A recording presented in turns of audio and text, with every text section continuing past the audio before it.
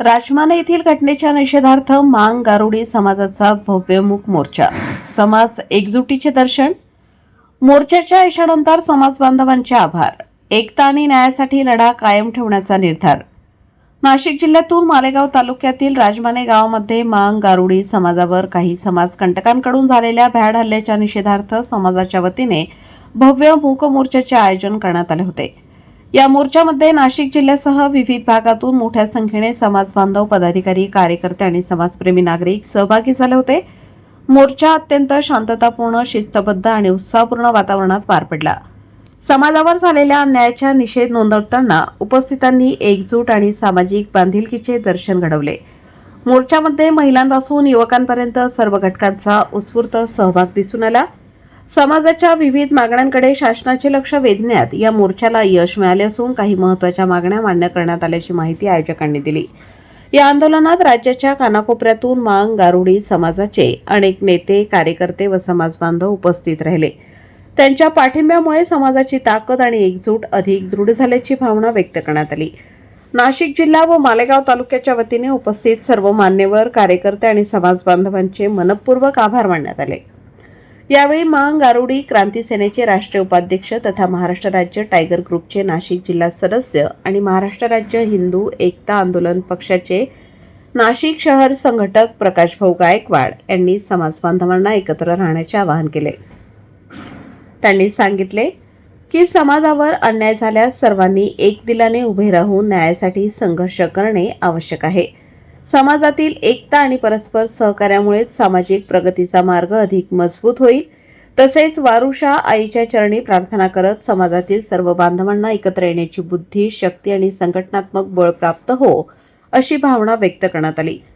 भविष्यातही समाजाच्या प्रश्नांवर एकत्रितपणे लढा देण्याचा निर्धार यावेळी उपस्थितांनी व्यक्त केला. या प्रसंगी विकासजी पाथरे, बाळासाहेब पासरे, संदीपभाऊ सकट, सुनीलभाऊ कासारे, हरीशभाऊ सकट, वैभवभाऊ लोंढे, अमरजीभाऊ कसबे, दीपकभाऊ लोंढे, दिगंबरभाऊ सकट यांच्यासह अनेक मान्यवर व समाज बांधव मोठ्या संख्येने उपस्थित होते.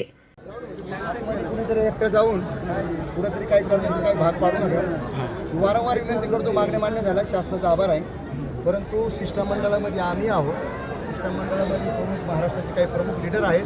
कुठेतरी हे सगळे नाटकं बंद करा. मी वेगळा स्वरूपाचा माणूस आहे, मागे तुम्हाला ते शिकवलं. शासनाचे आभार आहे. तुमच्या मागण्या मान्य झाल्या नसेल झाले तरी आम्ही शपथ खाल्ली हे गेटच्या बाहेर जाण्यावर मी ते गारड्याच्या अंमलात नाही. परंतु आमचं म्हणणं आहे की तुम्ही हे राजकारण का करता? हे जे आता बाकीचे जे समाजसेवक आहेत, लीडर आहेत, आम्ही प्रेक्षक नाहो. आम्ही एक सिस्टम मंडळात भ्याड हल्ला झाला.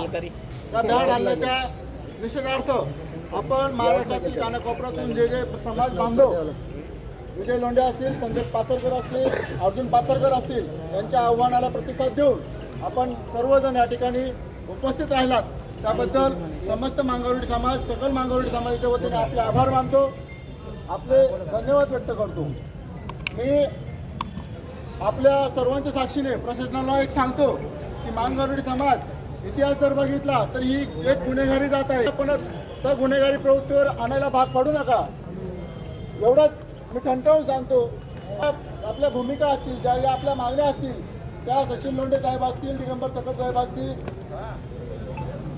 दीपक लोंढे साहेब असतील, या सर्वांनी त्या मागण्या आपल्यासमोर मांडलेल्या आहेत. त्या सर्व मागण्यांना मी देखील दुजोरा देतो आणि माझ्या वतीने, समस्त मांगारुडी समाजाच्या वतीने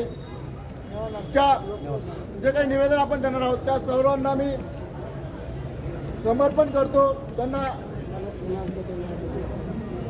पण त्या मागण्यांना माझा हे असेल, पाठिंबा असेल, समर्थन असेल. तसेच यापुढे जर आमच्या मागण्या मान्य झाल्या नाहीत तर आम्ही इथंच न थांबता आमची पुढची जी भूमिका असेल आम्ही सर्व एकत्र बसून आणि पुढची भूमिका अतिशय तीव्र असेल याची प्रशासनाने जाण ठेवावी.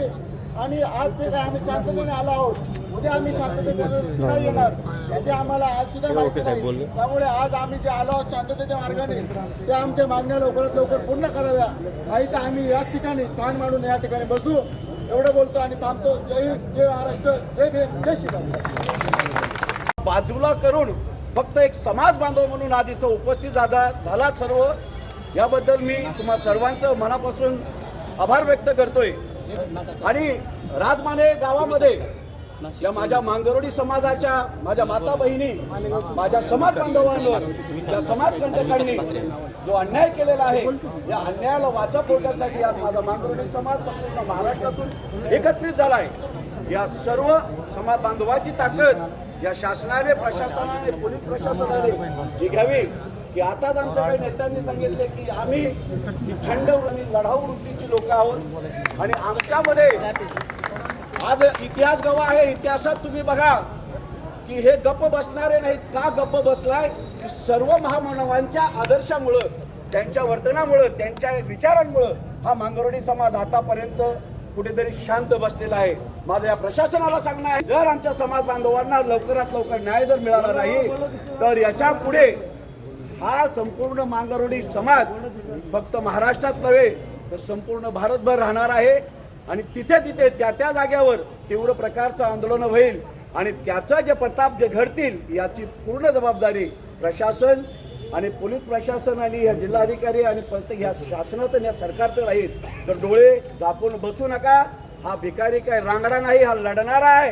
तर लक्षात ठेवा की यापुढे जर अन्याय अत्याचार माझ्या मांगरोळी समाजावर होत असेल तर तिथे आमच्या वाघिणी उभ्या राहतील आणि तुम्हाला प्रतितोड उत्तर देण्याचं राहणार नाही। आज भरपूर लोकांना बोलायचं आहे, तर मी माझे 2 शब्द इथे संपवतो आणि माझ्या समाजाला हा न्याय लवकरात लवकर मिळाला पाहिजे आणि त्या उन्मट माजलेल्या समाजकंटकांना कठोर शिक्षा झाली पाहिजे आणि माझ्या मांगरोळी समाजाचं, ह्या दुबळ्या आणि गरीब समाजाचं लवकरात लवकर पुनर्वसन हे झालंच पाहिजे, अशी आम्ही समाजाच्या वतीने तुम्हाला एक मागणी करतोय। आणि मागणीत नव्हे तर आम्ही तुम्हाला चेतावणी आणि इशारा करतोय की लवकरात लवकर आमच्या ह्या मागण्यांचं तुम्ही लवकरीत विचार करून त्या पूर्ण कराव्यात, अशी मी समाजाच्या वतीने तुम्हाला एक सूचना देतोय। म्हणून माझे 2 शब्द पूर्ण करतो। जय भीम, जय शिवराय, जय शिवाजी। धन्यवाद साहेब।